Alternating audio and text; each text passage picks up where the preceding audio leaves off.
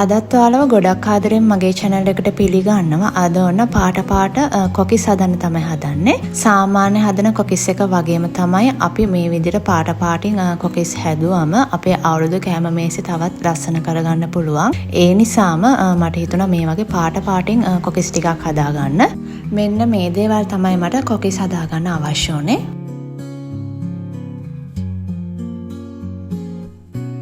අපි එහෙනම් මුලින්ම කොකිස් බැටේ එක මේ වගේ හදාගමු. භාජනයක් අරගෙන ඒකට හාල් පිටි ටික මම මේ වගේ දාගත්තා. මම මෙතනදී පාවිච්චි කරන්නේ කඩේ හාල් පිටි. කඩේ හාල් පිටි වලින් තමයි අද මම කොකිස් හදාගන්නේ. ඒකට ලුණු ටිකක් බිත්තරයක් දාලා මේ වගේ මුලින්ම ඒ ටික මේ වගේ හොඳට කලවම් කරගන්නවා. මුලින්ම ඒ ටික හොඳට කලවම් කරගත්තට පස්සේ තමයි මම පොල් කිරි ටික එකතු කරලා අපේ කොකිස් බැටේ එක හදාගන්නේ.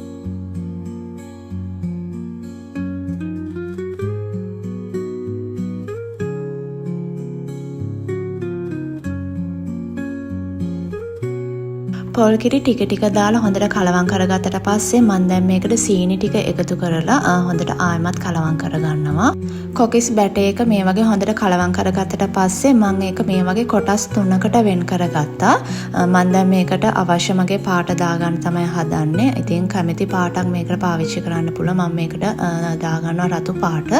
අනිත් එකට දාගත්තේ කොළ පාටක් හදාගත්තා. අනිත් එකට දාලා ඒ වගේම කහ දාලා කහ පාට හදාගත්තා.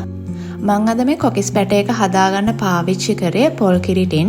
මෙහිදී අපි පාවිච්චි කරන පොල් කිරි ටින් දාලා තමයි කොකිස් බැටේ එක මම හදාගත්තේ.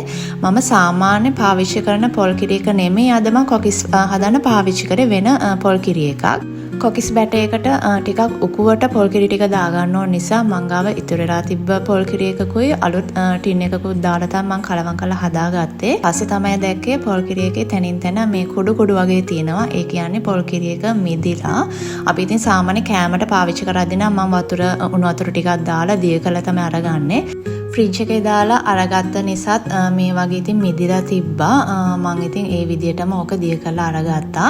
හැබැයි ඉතින් කොකිස් එක හදලා ඉවුනාට පස්සේ නම් ඒ කිසිම දෙයක් කොකිස් එකේ අර කුඩු වගේ එහෙම නැහැ. මොකද අපි ඒක බැදලා ගන්න නිසා. ඔන්න ඒ නිසා තමයි මට ඒක කියන්න හිතුනේ. නැත්නම් ඔයාලා බලයි මොනවද සුදු පාට කුඩු කියලා. ඔන්න දැන් මම බැටේ එක හදාගත්තට පස්සේ කලරින් ටිකක් දාගත්තා. ඒ වගේම මම මේ වගේ භාජනයක් අරන් අර පාට දෙක මෙන්න මේ වගේ දාගත්තා.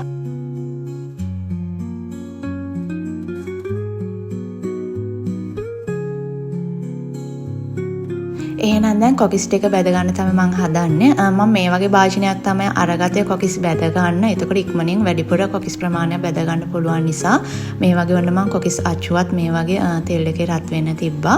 කොකිස් ගන්න ලේසි වෙන්න මේ වගේ ලී කූරක් ඔන්න මම තියාගෙන ඉන්නේ. එතකොට හරිය ලේසියෙන් අපිට කොකිස් දෙපැත්තම දාලා බැදගෙන එළියට ගන්න හරිම ලේසි. ඒ නිසා ඔන්න මේකත් මම තියාගත්තා.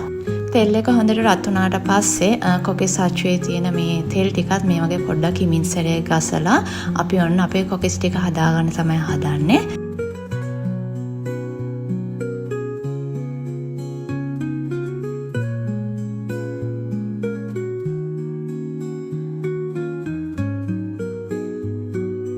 මම මුලින්ම කොළ පාටයි රෝස පාටයි දෙක මික්ස් කරලත් කොකිස් හදාගත්තා. ඊට පස්සේ තනි පාටටත් කොකිස් හදාගත්තා. එහෙමත් ලස්සන නිසා. අන්තිමට මම කොකිස් බැට ටික ඉතුරු වෙලා තිබ්බම ඒ ඔක්කොම ටික එකට දාලත් කොකිස් ටිකක් හදාගත්තා. ඇත්තටම ඉතින් ඒ විදිහත් හරිම ලස්සනක් එකතු වුණා කොකිස් වලට. මෙන්න මේ තියෙන්නේ මං හදාගත්ත කොකිස් ටික. ඔයාලට පේනවා ඇති සාමාන්‍ය හදන අපේ කොකිස් එක වගේම තමයි අනිත් පාට මේ කොකිස් ටිකත්.